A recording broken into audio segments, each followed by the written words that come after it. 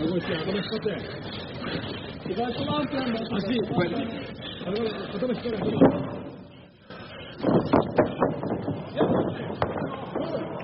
Escape the mount position. First of all, we're going to make an escape that we are going to do with people who are very, very dumb. We did it before in shows. So if you look at those chapters, never put an arm around somebody's neck if you're in a mount position. This is very difficult. Or he has to stretch himself out. Even that could be dangerous, but stretch yourself out, put your hands, and now put your hips down and stretch my legs out, like all the way. That is going to be very difficult for me to roll into the side. But most of them, they don't do it because otherwise they can't go for a submission. All right? So once somebody's in this submission, it's real easy. You have to make sure that you cannot post this arm out to the side if I roll in. Okay? So that's, we're going to stop by simply grabbing the back of our head. Now he can't post it out. He can if he wants, but it's going to cost him a lot of time, and I'm not going to give him that time. I'm going to work fast. What I also need to do is make sure that I lock up this foot here, because if I don't do that, he's going to post it out, and still I can't roll him over. Okay? So put these things together, lock the foot up, and lock the head up, and that's it. And now just bring this foot as close to your butt as you can, because then you can buck real high, and just turn it.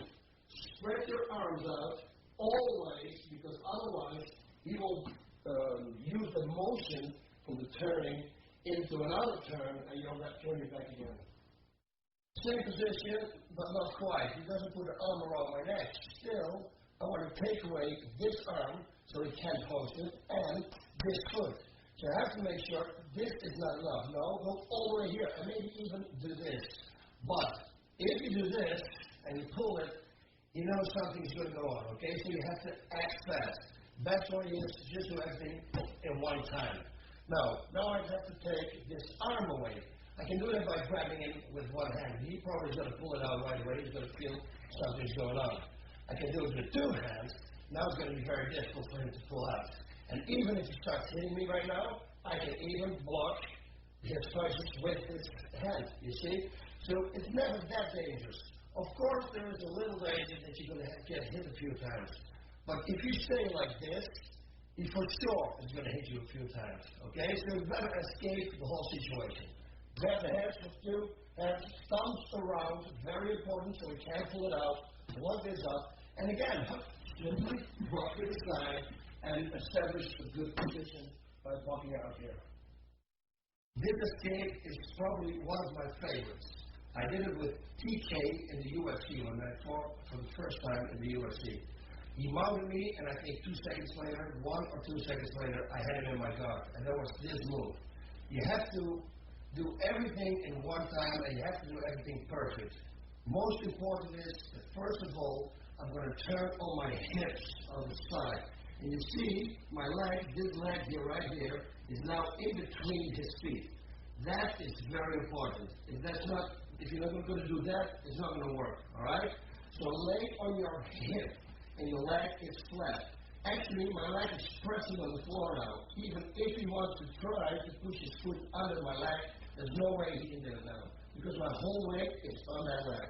Now I'm going to close his arm with my hand, his upper leg, and I'm going to push my knee underneath his leg, over the ground, up to here. Once I got that, I'm holding it like this.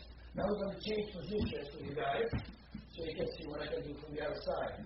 Hold him tight. You don't want him to get up right away and try to escape your half guard, because now you got a half guard. Here you're going to hold, and you're going to stay, move yourself in, and you go to a full guard. I know this is all staged right now, but trust me, if somebody gets the mount on me and I really work for it, there's no way he can stop this. So the joint is very good. We are in the same position. This time, his mount is high, which is a very smart thing to do for him, because if I'm going to try to buck, look, if he sits here, I buck him and all the way up there. But if he sits in a high mount, you see, he sits here, and I buck, I cannot get any leverage. His balance will be way better.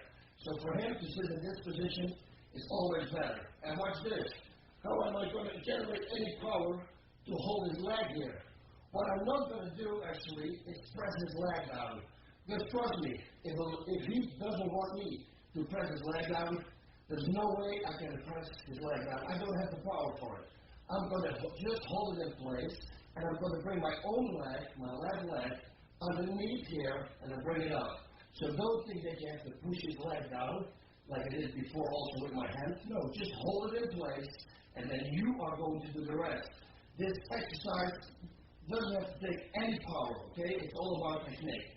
So watch what I do again. I turn on my hips, the left hip, leg is stretched, flat on the ground, and now I put my elbow here, because with my hand, I cannot generate any power. My elbow, I can. Now his leg doesn't need to go back, because I'm going to bring it up, and I'm going to catch it. Once it's caught, same thing here. We're holding him, bring the elbow up, and go, and then we have the full mount, full guard. One more time from this angle, so you really can see what I do with my hips. It's really important. It's the most important thing. I told you the first time, I said, this is the most important thing. Turn on your hip, all the way on your left, or all the way on the right. Best thing is always to train both ways, of course. Okay, well, I'm going to show you right now, turning on my left. You see, I'm in between his feet. Even if you would have his feet crossed, I'm going to try to wiggle in, and now I'm laying all the way on my side. My elbow is here on his knee, pushing it up, bring it over, do this. Hold it tight, move to the other side, and now I buck up with my elbow, slide up, go. And now I got him in my guard. I'm explaining you now a situation which the Brazilians are calling a forward snake move. Okay? We're going to pull ourselves out of the situation, out of the back door. I told you before, I grab with my heels the floor and I pull myself out. This is pretty much what I'm doing. I'm pulling myself out with my heels. Of course, he's not going to be there. But together with my hands later on, both of those forces together, they will do the trick. You will see this escape also in the side mount positions and in way more other positions. Okay, so remember this. Pulling, stretching your leg, and pulling yourself out. Very important. Another mount position. This is a thing that you can also try. Again, like I always say, if you're going to shoot, you're always miss.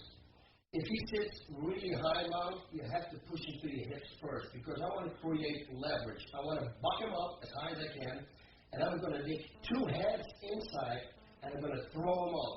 And again, I'm going to use that grabbing thing with my heels. So I'm bucking up. While he's in the air, I'm going to stretch, and then I'm going to slide out the back door together with my hands. So everything is going to be in one move.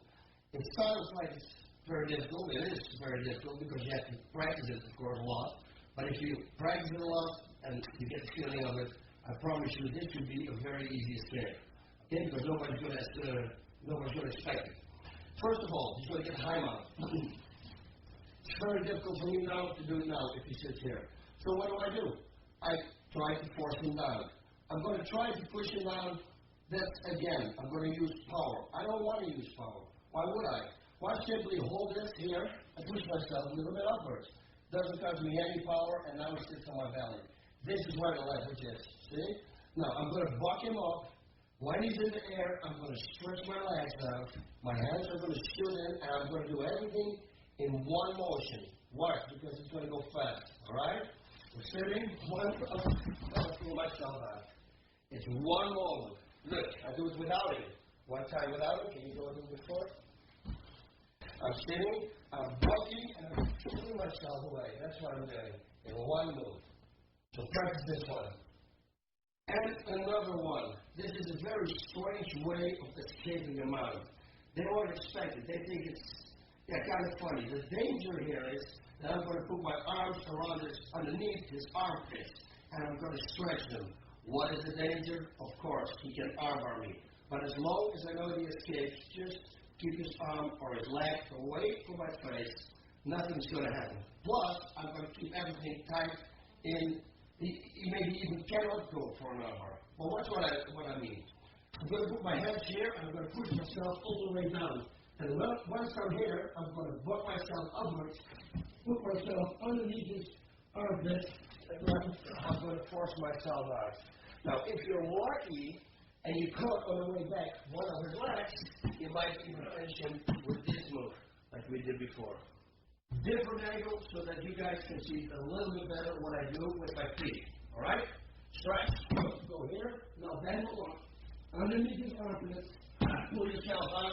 And once you get lucky, maybe you can even do a single Boston crab. I said this also on the other DVDs, like with arm bars and leg locks and everything. With explosive bucking up, you pretty much can escape any situation or any submission attempt. But you have to practice it. And as you can see here now, what we did with the mount, you really need to buck up high. Now, first of all, let me explain one thing. If I just lay flat, and my legs are here, down this high, I can come. That's leverage, right? No, that's not leverage. The closer I put my feet to my butt, the higher I can come up. It's very important. So, if you want to explore as high as you can, you have to make sure that your feet are not there. They are going to be here, all the way close to your butt. Now you can get real high. We train it like this. I have my partner laying on me, go into timeout. And he's going to lay flat on me. And I'm going to keep my hands here, because we did this a lot. If I'm not going to keep my hands here, he's going to fly out, trust me. Because we did this exercise so many times that my hips are pretty explosive now. Put your hands here, your feet here, close to your butt, and hold them. And now you're going to start. Do that for 2 minutes, okay? And then change, and then he's going to do it for 2 minutes. I promise you, if you do that, you can escape pretty much any situation. This bucking we do a lot. And sometimes with Amir, right before it's fight, like 2 weeks before, I put him, I'm going to sit on him in a mount position, and I say, okay, get me up. And he's going to do everything in his power to get me up. And after 2-3 days, for real, I cannot hold it anymore. Because he's going to get me up. He's getting so explosive, he's going to get me up. Now, the reason a lot of people, a lot of fighters don't do this in the ring is because it takes a lot of energy out of you. And that's the reason. But if you train it non-stop, like the fight, what I really like, with Frank Shamrock and Tito Ortiz, Frank was moving and bucking and exploding all the time. And eventually, in the 5th round, Tito got tired. But Frank was still fresh because he was training it all the time. And what happened? He beat him. So, please, train this. This should be a routine that you do every day. Every day you finish training, 2 minutes, bang, bang, bang. The other guy, 2 minutes, bang, bang, bang, and change. And do it for 10 minutes each. So 20 minutes in a row, I promise you, you're going to buck up everybody. Before we go to start the escapes from the side mount, I want to show you what my side mount is. And as you can see, my side mount is totally different than somebody else's side mount. Normally they're laying here or flat, or with knees even down. They get this, they can fold all up. They're one with their opponent. And I told this before also on other DVDs. It's very stupid to be one with your opponent because you can get turned, okay? This way, watch what I'm doing with this hand. I'm pressing it here, and now I'm leaning it back. He feels pressure on his body. My belly is popping out, and it's leaning here. I'm really getting strong here. Everything is tight. If he starts moving now, I can see everything that he does. And even if he moves me, try it. I just move with him. I just move with him and keep on him. This way, I can see everything. I see his legs, I see his arms, his head. I can see all the openings that I can do. Hey, neck right there. Bam, I pull, that's the neck right there. Maybe I'm going to go for a leg. Maybe it's standing like this. You see? Oh, see? Bam, I got his leg lock. Maybe I'm going to sit up, and why they go for a knee bar. This way, I can see everything coming, especially an escape. Because if he manage to get his arm under here, he can escape by getting out of the back door. Now, that's why I'm sitting like this. I see an escape like this coming. I right away, I redirect everything, and I keep my position. Okay, try it out. It takes a little bit of training, a workout, but once you get this, you're so cool and so in a good position, and you can see everything. It's going to work like a charm. First, start my position, escape. What I'm going to do is I'm going to put my elbow here. Now, if he's very close to me, and I cannot make sure that I cannot put my elbow here, but he's very close, I'm going to move myself away. Watch what I did. I bring my arm down on his knee. I push this a little bit up. Hey, and here's the opening. I put my own weight on his hip. Now, if you turn around, watch this. I'm going to trap this arm. I'm just going to hold it like this. If I grab his arm like that, he knows something's going to go on, and he's going to pull it out. So you don't want to do this, okay? Now, I'm simply going to trap his arm so he can't put it out, and I'm going to buck with this elbow and with my foot close to my butt, and here's the bucking again, and we're going to throw it over to this side, slowly this time. It's a very easy escape. You will be amazed how many people you can turn like this. Okay, so the whole thing is going to happen in the blink of an eye. Put your foot ready, turn move, and control. That's the first thing you're going to do. And another one. Okay, I put him in a difficult position. His knee is here, and I want his knee here, like next to my hip. How am I going to do this? Am I really going to force his knee there? No, that's not going to work.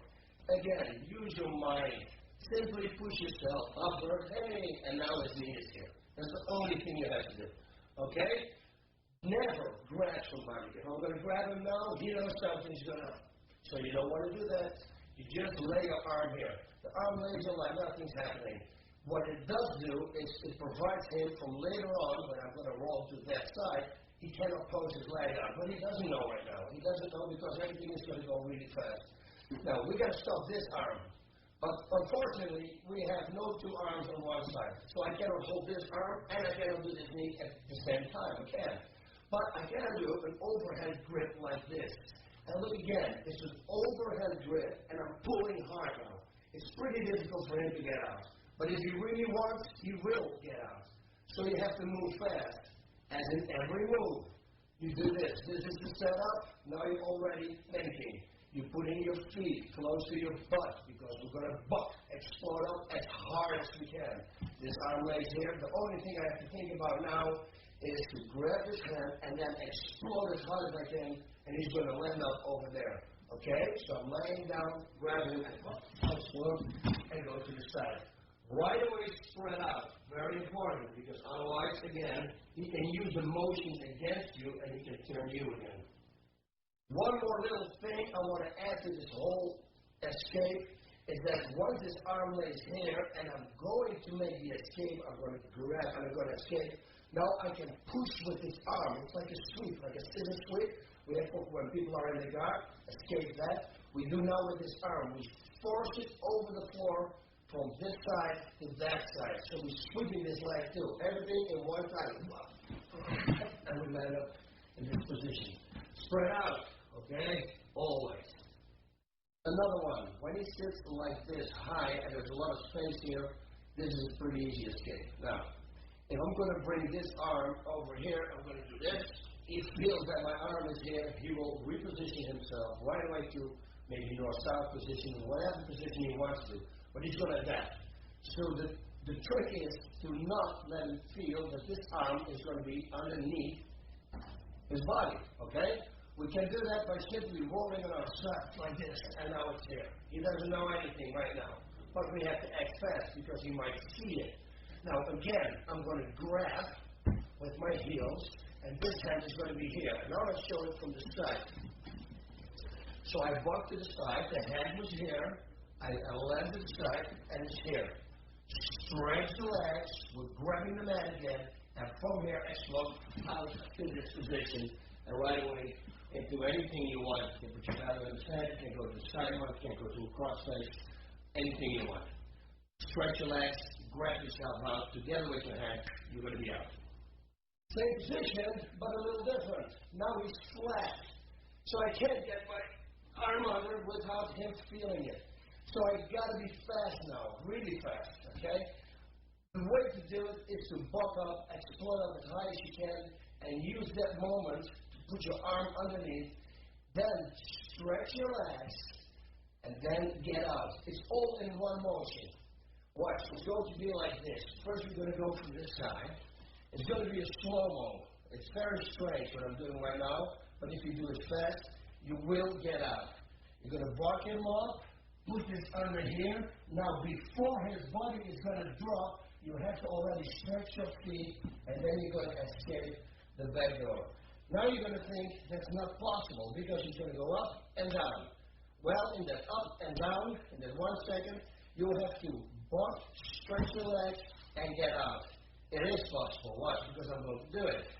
Okay, first of all, make sure he doesn't feel his arm going under by exploding bucula. We go 1, 2, and 1. Do one move. Want to see it again? Just for the fun of it.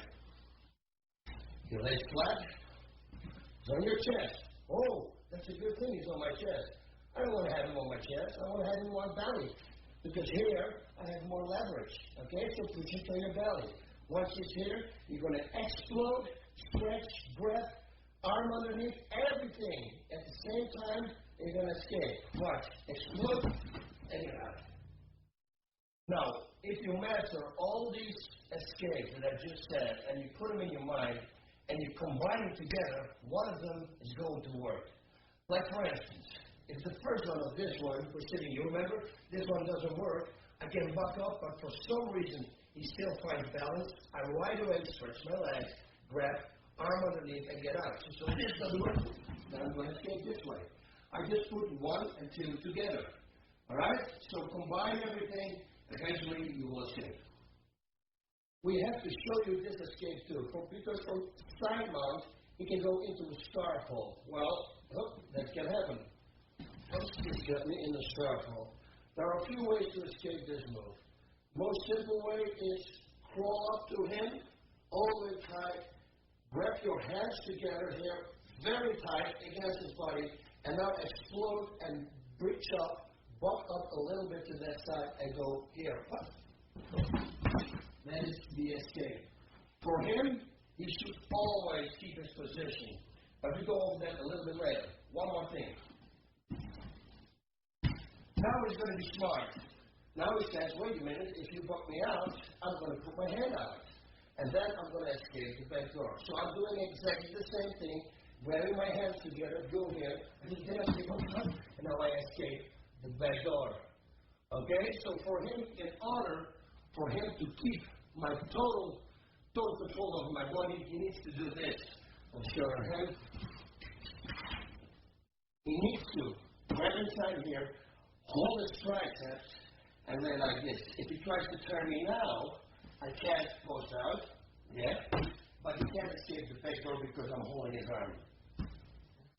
Okay, so remember this, very important.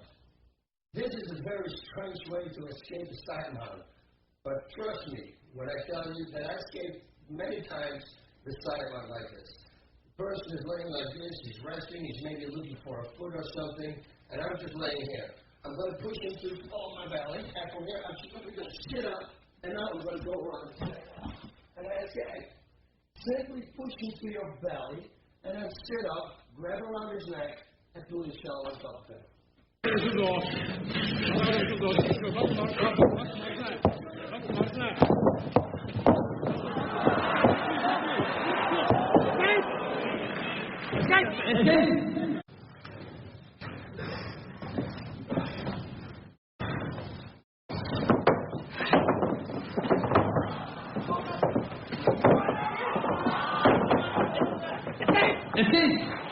Just a reminder, one more time, please do not forget. The leverage will be when he is on your belly and not on your chest. The higher he lays on your chest, the less amount of leverage you have. You see, here I cannot go up this high, but here, if I push him to this side, suddenly I can go all the way like this. This, with explosive power, will pull me up, and I can already escape. The same is exactly the same counts for the side mount. Side mount, he lays on top of you here. You want to have leverage. You can walk off like this. No, you're going to have him here. Once you lay here, now I have leverage. Put your feet close to your butt and explode. You may pull up, just like that. We did a lot of escapes with this arm underneath his body. But if he forgets, if I for some reason can manage to get underneath this arm, I can escape too. Exactly the same way, only I turn out the other way now. I twist myself the other way. And again, it's a forward snake move. You remember? Grabbing the heels, the mat with your heels, and now simply push him off to this side and go here. It's so simple, but a lot of people forget that this escape is always there. You know, just try it out, and you'll see it's going to work. Another side mount escape. I'm going to snake move my way out. At least that's what I'm going to try. But he's smart. He won't let my knee get in. Watch. First of all, I'm going to lift up to the side, and his knee here is covered. I can't put my knee in. Now, don't worry. Just grab his leg, and now you're going to switch on your belly. So like this, climb up with your head to the side of his body, pull with his arms to that side, and with your head, you're going to go to that side. And your leg on his back. So this is what I did. With my head, I was moving to that side, and his legs, I'm pulling to that side. 1, 2, and right away, go for position. All right, now I do it to him. I'm going to be a side mount, and he's going to snake move out. As soon as I feel that he's pushing here, I'm going to reposition myself because I don't want him. I don't want to be away from him. I want to keep it in the side mount, okay? Watch this. He's going in here. He's going for the position. Right away, keep your hand in here. Your right hand, and just move to the side and go for the other side mount. First escape from him in my half guard. Now, I have to block him, roll him to that side. Let's say that he's not a very smart submission artist. I mean, come on. I got this leg trapped there. I got this trapped. The only thing I have to do is turn to this side. One problem I have. How can I push him to this side if this leg is there? Oh, simple. We have to change legs. Now, do not change legs like this. Never do that. Always keep control over his leg. Because if I do this, he might stop. He might use that situation. And now he's in a better situation. All right? So once you're here, stick this leg in, follow it, that thing got one up, lock this one up, and I'll simply turn. Just turn to the side and spread out. If you don't spread out, again, he will use that motion against you and he will roll. I'll show you one time what I mean with that. So I got this perfect, I think, whoa, I got it. Whoa, I lost it. See? It doesn't work. Really make sure that you spread out your hands. Yeah, relax, yeah? Thank you. Go with throw.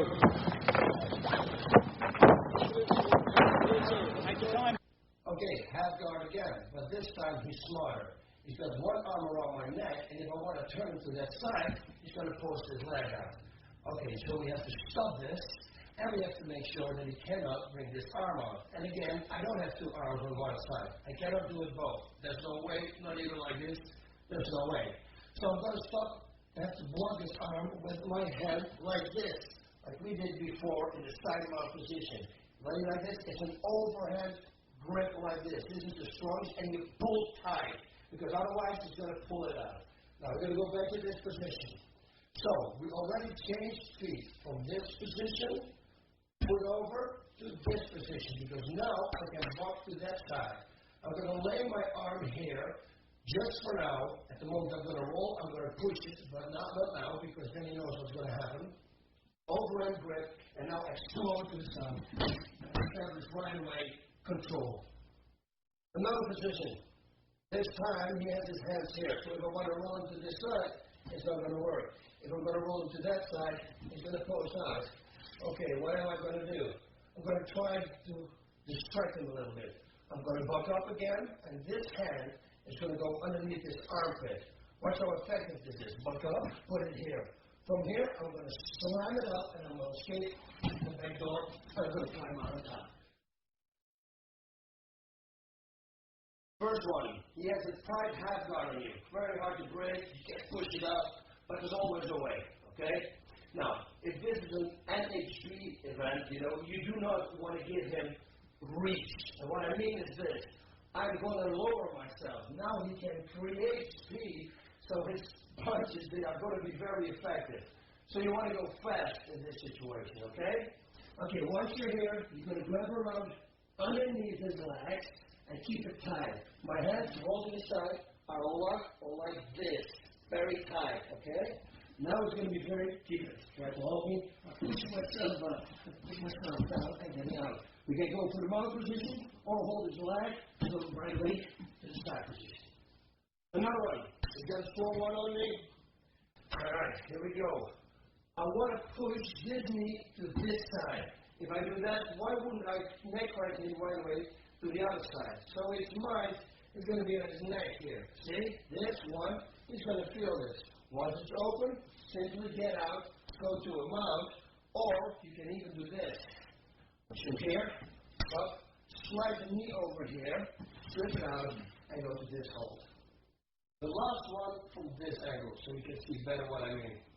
Cross legs, push, get the knee out, slide the knee to this side, and now simply slide out. Another one, neck crank, don't forget. That is the distraction, okay? Push here, hold a little bit up, and put your foot here. Now you're going to push out, and you can put your knee here and split up to this side. Or, what you can do, like we did before, we're in this position, with cross facing, put up foot here, pull it out, and go to the mount position, and right away start punching. First one, most simple one, effective if he's not a good grappler, because otherwise he will simply pull my elbows off and have it skip to the side, and it's not going to happen. You know, but we always have to try. Again, I say 1,000 times, if you don't shoot, you always miss. And listen, if he's tired and suddenly your neck crank him, maybe he wants to relieve the pressure by opening up his guard. Once the guard is open, you're going to pass it right away. You stick your knee in between, and you're going to slide through. Okay, first of all, if his head is all the way back, I cannot neck crank him. So I simply have to get up a little bit like this. See, and bend his neck. Now I grab the top, and I fall back. If I do this, or he's going to tap, or he's going to open his guard. And if he opens his guard, then right away we're going to escape it. Put a knee over here, see, slide to the side, and go for a side control.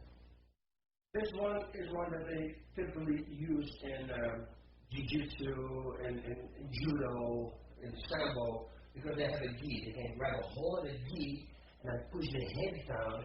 Then they're going to put the knee behind the butt of his opponent.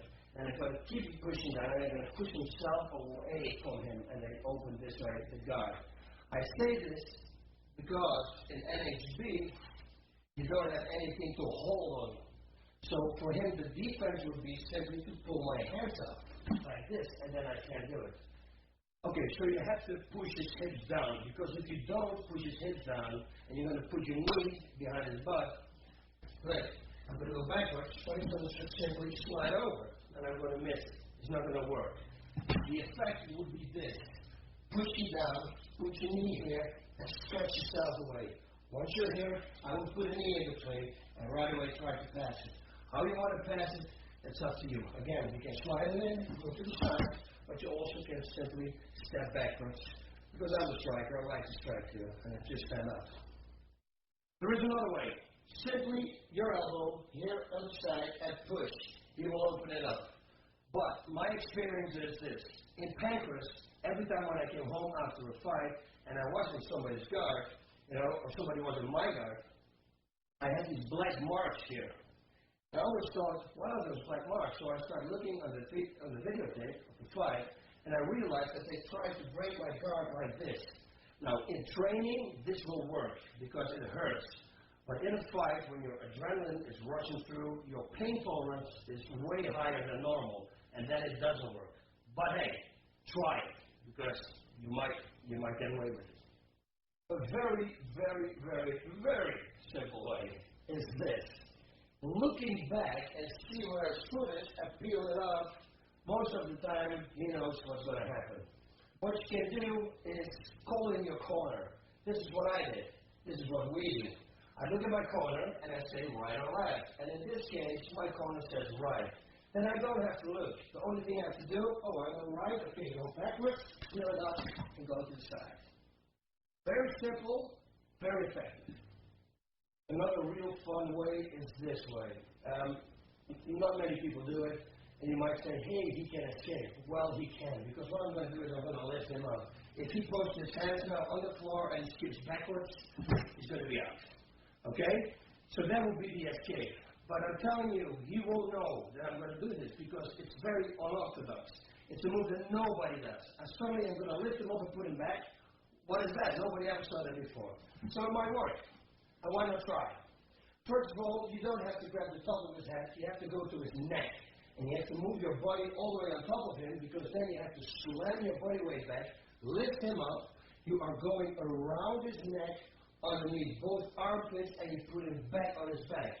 At that moment, he's going to get neck crank. He has to tap, or he has to open the guard and sweep his hips out. At the moment he opens his guard, that's your time to escape the guard. Okay? Now this is how it's going to look. I'm going to lay down, I'm going to grab his neck. I'm going to lift him up, one, over and under, like this. Now if I lean back, he's got to open his guard. See? But I go to the side. Now I might either crucifix him, or I go for simple side mount position. Same escape. Different view for you guys so you can see what I do with this arm. I go around his neck, underneath his armpit. It has to be in one blink of an eye. Otherwise, it's not going to work. So you have to train it. Don't just try it. First train it, and then try it out in a fight or in a real good sparring match. Right? Here we go again. Lean forward, like this. Suddenly drop back, lift him up, and you're down here. He has to open his guard, you see? Because otherwise he's going to tap. I'm going to jump out, get to the side, and I'm going to get the side mount. Another one. We're going to bring our two hands inside. But hey, it's very difficult to get my two hands inside. But watch what I do. I'm going to put my knees together like this, and now I create some space here. We'll stick him in, put him back. And I'll peel him up as hard as you can. Go back, pull it to the side, and go for again for side control. Another escape from having somebody in your guard. It's a simple one, but very effective. If he's working on me, like he's close to me now, and suddenly when he gets up, the only thing I have to do now, and you can see it in my Funaki fight, Frank fight, many fights I did this, lean backwards, put your hips, put your feet there, take them away, and you get up as fast as you can. Here we go. Grab your wrist, go under here, and grab your own wrist. There's no wrist lock. We can find this also on the DVD, wrist lock check with the arm. See, there's already a lock here. Now, what I'm going to do now is bring this backwards, and I'm going to lift his body on me, and then while I'm putting it on me, I roll to the side, like here, and I push to the side, and I roll over, and I end up in a mount position. Really train this thing very hard because it's all about the right balance, otherwise it's not going to work. The defense for this will be right away when I got this, you would have to do that and pull it out. Just make sure that I cannot trap this arm. Easy defense. Put everything together, it might work. Another one, the scissor. Very important with this is that one foot is going to be, one leg is going to be totally on the ground, and the other one is going to be on his chest. I will show you this from a different angle too, so you will better understand, okay? First of all, let's do a simple one. Keep holding his both arms and tight on your body, okay? Open your guard, put it to the side, and now put your knee on his chest, and your right foot is here. Of course, you can pass now, but you have to go fast. The left foot is on the ground. I'll show you later from a different angle. Now, it's not a sweep what you're going to make. The only thing that you're going to do is you're going to stretch your right leg. Stretch. Then it doesn't cost you any power. The mistake that all the people make is they try to do this. And that is not going to work. What you have to do is keep this foot on the ground and just stretch your right leg. I will show you from this side. I'm holding it, the guard is open, and again you have to move fast because if you open guard you might escape. Okay, so move fast with this. 1, 2, and stretch the leg right away, go into the mount position. The defense, like I said, at the moment I open my guard, he can jump out, or he can do other things. He can do what you do. Okay, I open my guard over here, he drops his body. Now his body weight is dropped, I better make sure that I'm going to get him back in the guard because otherwise he's going to do this. He's going to grab my foot, go to the back, push it, and he's going to pass it. And now he's in the side mount. Another scissor. And again, put the knee on the chest and the other foot all the way down. Now I'm going to hold also his head. Watch this. I'm sitting in my guard, I'm jumping, and I'm holding him like this, tight. I'm going to stretch my right foot, and I'm going to right away in the mouth. I'm actually in the mouth. Next one, I'm going to go for a chicken wing, a reverse figure four, as I always say. Now, it might not work, but you can really use this against him to make a scissor move. It's the same principle. Watch what I'm doing. I'm going to go over, and I'm holding my chest now with this hand on my chest. That's the only thing I'm going to do. I put this foot on the floor, and this foot as close to my butt as I can to get leverage, like we talked about now many times, and simply twist him to the side. It is that easy.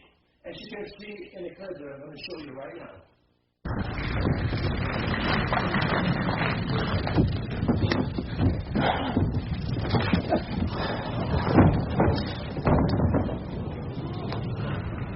The defense for this move, watch, he will drop right away. Once you feel this, whoop, he's going to drop. See, I can't do him anymore. If this happens, grab his arm right away, go. You might make a kimura. Another one, watch. I'm going to go under his armpits like this. Now I'm going to squeeze everything up. And once this is squeezed, I'm holding it very tight. Open it up, put it here, and explode to the right. And close your hands out. In the DVD neck cranks, you actually saw me doing this and neck cranking like this. Now, if this doesn't work, and he's very flexible in his neck, you can do the same. Slide it up, open it up, and pull it to the side and close. Okay, the next move is a combination from Bas Rutten and Glenn Axelrod. He's a sheriff here in Ventura County. Okay, I was doing this, what everybody knows, with Kevin Redmond. Sorry. Okay, I was flipping my out like this, and I squeezed my opponent between my legs. And I was hitting him with elbows and strikes. And now Glenn told me, hey, Bas, what if you push this arm to the side, you grab underneath the armpit, and watch this. Open up here one time. Watch my knee. My knee is on his chest, and with my knee, I'm going to push it to this side. See how easy it is. And he's up. It's really that easy. It doesn't cost you any power. The only thing I do with my knee is move it to that side. Together with grabbing underneath his armpit, both forces will turn him over, and right away you will go for a good position. And of course, exactly the same move, we can mix everything up. All these scissors that we are doing right now, you can mix them up. You see, if I mix them up with this, and now I put my hip here in between, and my knee is here, I can do exactly the same thing and throw them up. You see, so you guys have to play around at home with all these things, because I do not have to show you. You combine them together, because if you combine them together, one of them is going to work. Another one, very nice reversal. Grab this hand, go underneath, stick your arm, and put it on the floor. Put his shoulder on the floor. You can hear he has a very painful shoulder, so that's why I do it very slowly right now. You can cross-face him, open your guard, and go right away to his back. And maybe you can even choke him. And if you don't choke him, you can always go for sideline mode, whatever you want to do. You can even stand up and get out. Next one. He sits up on one foot, and he's going to try to hammer my face. He's holding my back of my head. He's trying to hit me. So I have to move fast. What I can do, open the guard, and again, a simple scissor move. But if I do this, he's going to pull us out. Simply take it, pull out, climb on top, and you're in mount position. All right, we start in this position. Now, I said in my DVD, neck cranks and chokes, that if you have somebody in a side choke like this, stretch him out and roll him on his back, and now finish the side choke. But imagine you have somebody like Kevin Redmond on top of you, and he knows the defense now. He's answering the phone. You remember the defense for the choke. And I said, no, wait, I cannot turn him. Don't stress. Just open your guard, and then you move around him, and you go to a better position, right? Now you got his back. All right, now this I didn't show you in how to escape the guard. And why? Because I think it's easy to reverse. That is, if the opponent is punching you, okay? Now, what he's doing right now, he's leaning on me, and my legs are closed. So that takes a lot of power away. I'm non-stop holding him in my guard. My legs are going to be shut within 5 minutes, and later on when the referee is going to say, hey, get up, you will move way faster than you used to move. Now, if you start striking and he gets up, see, this is what we want to have. You want to stretch yourself out. Now you want to grab his legs, but you got to go fast, because at the moment you grab his legs, he knows you're up to something.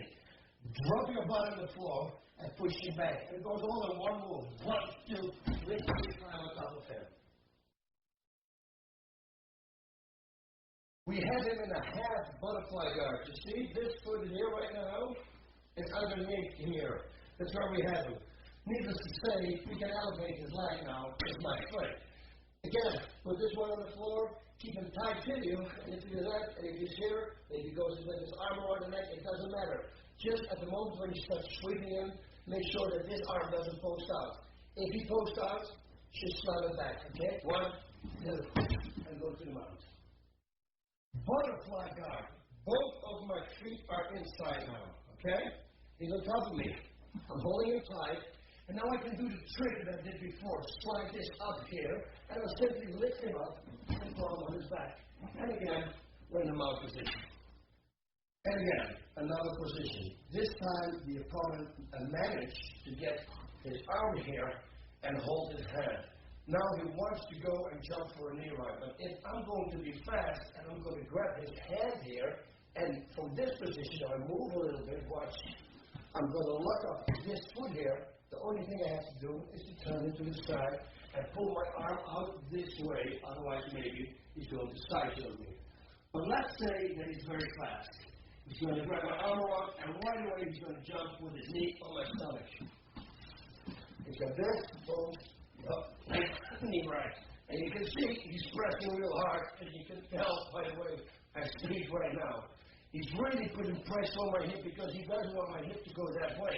So I'm going to have to bump this up a little bit here and explode to that side as fast as I can. 1, and I'm going to go explode to the side. There's the only way to get out. If you explode enough, you're going to be out in the blink of an eye. Same position, a little bit different. Now he doesn't have his knee here on my hips.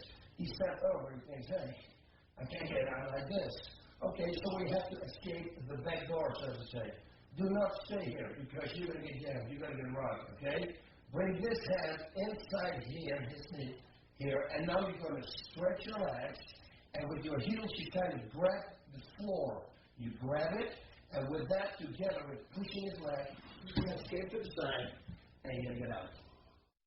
A nice way to reverse somebody who is in a turtle position. Now, watch. I'm going to go with this arm underneath the armpit. Hey, here it is, right here. The other hand is going to be on top of his head, not his neck, because you want to create leverage. You really want to crank his neck, because now you're not only pushing his head down, but you're cranking his neck in the process. Okay? Then, I'm going to grab my own wrist like this here, and now I'm going to throw my body upwards like this, and while I'm doing that, I'm pushing his head down, and he will turn over. 1, 2, right away, go to the side mount. On my Bas Rutten mixed martial arts workout, you will see an exercise, and it's called right, left, right. It doesn't make sense at all for you right now, but if you buy it, which I strongly advise, then you realize what this exercise is for. And this is it. Somebody got you around the waist. When I say right, I'm going to shoot my right leg out here, and I'm going to grab it with my right hand. Here, here's the right arm. It's left arm actually, but with right, I'm going to grab this arm. Shoot my right leg out, and I'm going to push my head backwards. You see, I'm coming up to the side of his body, and I'm going to push him backwards. Watch. I'm sitting here, grabbing it. 1, 2, 3, and go to the side mount. Escaping the north-south position. You do not want to be here, because right now he can knee. And as everybody knows, when you saw the fight between Kevin Randman and Gorilla Ninja, well, this was the reason that they stopped the fight, okay? Now, we did this move kind of when he was in mount position on top of me. This is pretty much the same, but now instead of putting my hands underneath his armpits, I'm going to put it on his hips, and I'm going to stretch myself, I'm going to push myself away from him as far as I can. Now, once I'm here, he already cannot knee me anymore, see? It's more difficult for him to reach me. Now, I'm going to roll over here and going to try to put both hooks in. It doesn't matter if you only get one hook in. One hook is enough. Both hooks would be ideal, but if you get one hook in, you're going to escape too, trust me. All right, push your leg, roll over, get the hook in. You see, I did only one, but that's enough, and get out as fast as you can. Escaping the half butterfly guard. Now, first of all, you have to push the knee down all the way. Then you're going to grab his foot. You see, my hand is coming out. He's grabbing his foot. It's very obvious what I'm going to do now. I'm going to too simple up and go low and go to the side mount. Escaping the butterfly guard. Now, personally, if somebody plays this game with me, I will stand up and I say, well, get up, because I like to stretch. But we're grappling right now, and I want to escape. It's the same thing that we're going to do. We're going to push the foot down, the knee down. We're going to grab the foot here. See, we got the foot right here, and now we're going to step over. We're going to do that with the left leg. The left knee is going to go over here. 1, 2, 3, and you're in the side mount. What you can also do, instead of grabbing the ankle first, you can simply hold his legs here, and now while you push his knees, you can jump over. And now you're in the mount position. It's an easy trick, but I saw people doing it in the fight, so it really works.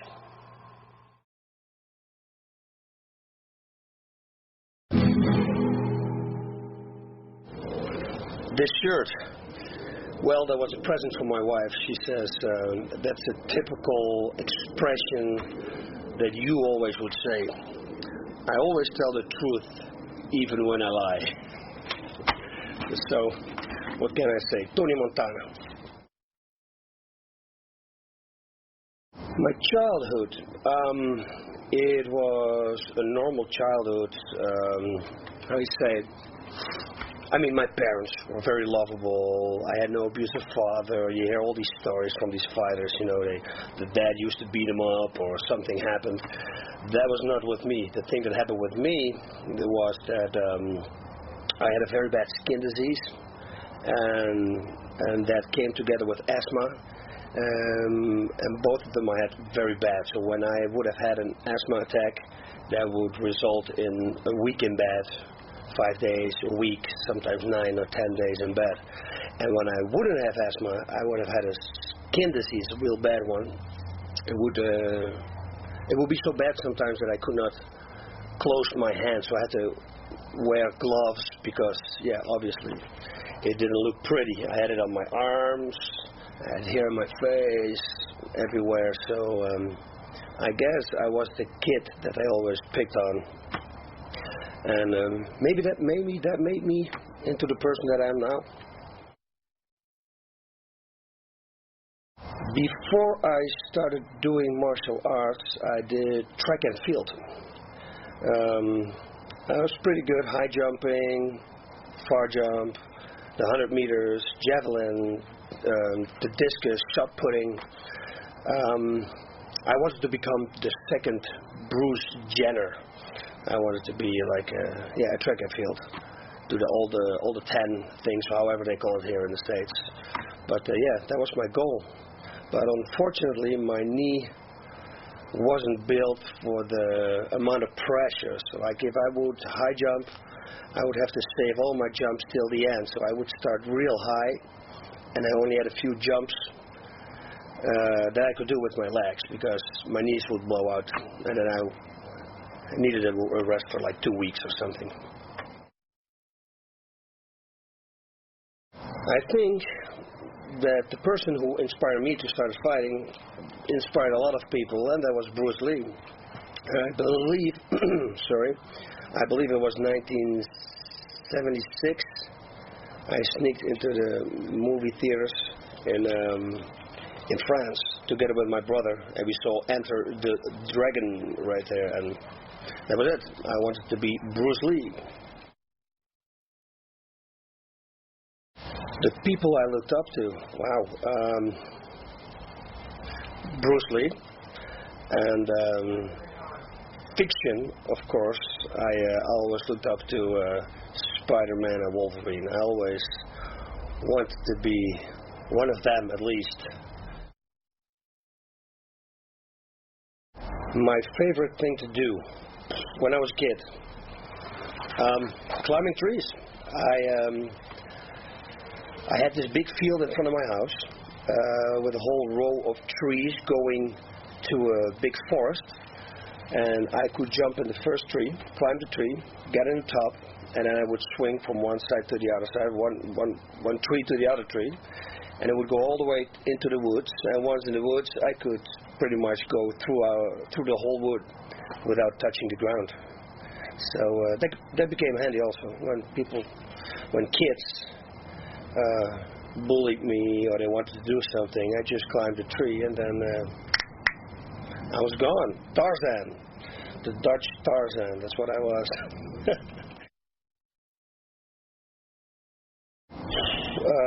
I started to compete at a late age. You have to understand, I was 14 years old when I sneaked into the movie theater. Now I think 12 for the Bruce Lee movie. And then I begged my parents, please let me do martial arts. They wouldn't allow me until I was 14. So it took 2 years of begging. And I trained for 3 weeks, something like that. And I had a street fight. The person I normally would walk away from, well, this time I felt I was filled with confidence, and they shouted at me, "Hey, fuck you, boss," whatever. And this time I said something back. So they started laughing, turned around, he came to me, started pushing me, bang, right straight to the nose. He broke his nose. My parents found out, of course, and that was it. So then I started training again when I was about 20 years old. When I moved out of the house, I started training. Right away I did taekwondo, karate. From karate I went over to Thai boxing. Every time I felt there was something more. It's not only taekwondo, not only kicking. I needed punches too. Full contact karate, Kyokushin karate. Okay, I did that. But no punches allowed to the head. Everything else was allowed, but no punches to the head. So I stopped doing that too. No, I didn't stop actually. I kept doing it, but in the meanwhile I also started to compete, or to train in Thai boxing, but competing pretty much right away. I think when I joined my Thai boxing club, I think 4 weeks later I fought my first fight, which I won with a spinning back kick to the liver, that is. At that time, my profession, I was in school, I was a cook. I was studying to be a cook, a French cook. I was working in a restaurant also. Actually, 2 restaurants I worked at one time because I wanted to make money. I wasn't that kid that got everything from the parents. No, I started out doing delivering newspapers in the morning, also on Wednesday, the special edition, and then I started working in restaurants, and I just liked to cook, so I went to the school for cooking. And now I am actually a certified cook, so I can open a restaurant or a hotel. I got all my papers for that. Pancreas, it happened kind of by surprise. What happened was this: I competed in Thai boxing, and then I lost a fight in Holland, and people said, "You see, I always told you he cannot fight."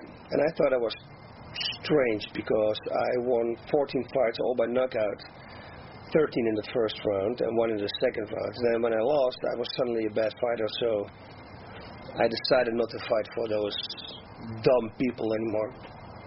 But there was always this urge that I had. I wanted to compete. I wanted to do something with martial arts. So I started doing shows together with a friend of mine. And it started out going to clubs and do it on music. And then we started doing it on events, like on a Thai boxing event. And then suddenly they asked us if we wanted to do it for TV. We started doing it for Dutch TV. And once that happened, the European TV came. And then we started traveling around Europe. And we did these crazy shows. And we started mixing in comedy. And it became pretty big. For us, it became pretty big. So on one of these shows, Chris Dolman is a famous free fighter from Holland. one of the pioneers in Holland, who went to Japan and started free fighting there. He called me and to him on the event, and he said, "Man, your athletic abilities are really good. Maybe you should train in free fighting." That's what I called it at that time in Japan. So I went over to him. It was all the way in Amsterdam, and that's far away from me. Far, that means an hour, 45 minutes. I started training, but I was also bouncing around the side. So, I injury here from a street fight. You know how it goes. I didn't train a whole lot, once a week maybe. Then it became twice a month. Anyway, suddenly out of the blue, he called me. And I picked up the phone and he says, "Bas, whatever happens tonight, you are going to come to my gym because there's a new organization called Pancras, and they're looking for fighters. They're scouting." So, okay, I went over, and I had a sparring session with a couple of guys, and one of these guys was already a name in Japan, and there were cameras around, so of course he tried to show off, and with doing so, he tried to hurt me, and yeah, that's just not a nice thing that you can do. So I knocked him out with a high kick. He went off to the hospital, big scar here, big cut in his eye. And that was it. They told me, "Okay, we want you in Japan." And I believe that was already 5 weeks later I fought my first fight. September 21st, 1993. The rules in Pancras, that was kind of strange. I said this before, but this is for my DVD, so let's go over it again. It's funny. Because you have to understand, I came from Thai boxing. There's 5 rounds, 3 minutes. And the weight class difference, that's already each 6 pounds or 7 pounds. It's a different weight class. So when I came to Japan, I fought this guy who was 45 pounds heavier than I was. So that was already the first downfall. And then I realized there were no rounds. I said, "How many rounds are there?" They said, "1 round." So I said, "That's great, 1 round. How many minutes?" And they said, 30 minutes. I said, "Great, I'm in a good shape." But in my mind, I was thinking, oh my God, 30 minutes fighting? That's not going to happen. And then, of course, the palm strikes came. I had to wear shin guards. I didn't want to do that because, of course, I'm a striker. I like to hit with a closed fist and without shin protection because, obviously, the impact will be much greater. But for some reason, the palm strikes fitted me. I was hitting, actually not really with the palm, I was hitting with the bone. So if I gave a left hook or a right hook, I just hit with the bony part of my wrist. And it worked. My first fight, I knocked the guy out in 43 seconds, straight to the hospital, bam, down he went. Other things I want to say about the rules of Pancras is that I like the rules. I like the rope escapes. I think the rope escapes made me a better fighter. It made everybody a good fighter in Pancras because now, when you had a chance to submit somebody, you had to drag him to the center of the ring. But once in the center of the ring, if you submit the guy and he escapes the submission and suddenly he gets a better position over you, you're in the center of the ring and you cannot touch the ropes. So I believe that the rope escapes made everybody a better fighter in Pancras. And if you look at the list of fighters that did good in UFC and all around the world, it's a big list. Frank Shamrock, Ken Shamrock, Maurice Smith, Takahashi, Guy Metzger, Sam Shield. I mean, the list goes on. All these guys pretty much became UFC champion or did real good or doing still real good in Pride. Maurice Smith also. Yeah, there was. I think the rules were good. It was good for us. My first fight in Japan. Well, I just told you about it. The 45 pounds weight difference. The good part was that he was taller than I was. So when I palm striked him, I could go underneath his jaw. Boom! I hit him right there. So it went over real quick. He went down. He got up. I had to bring his hands down, obviously, because I just knocked him out on his head. This is all stuff that I'm going to teach you here in this DVD set also. Gave him a kick to the body, hands came down a little bit, another right straight, and while he went down, I kneed him in the head. And that was it, 43 seconds. And that was also the time that the Rutten jump got born. I started jumping up because I had so much adrenaline in me. I jumped up and did the splits to all 4 sides of the ring. And I shouldn't have done that because after that I had to keep doing it. I realized that I could be good in pancras.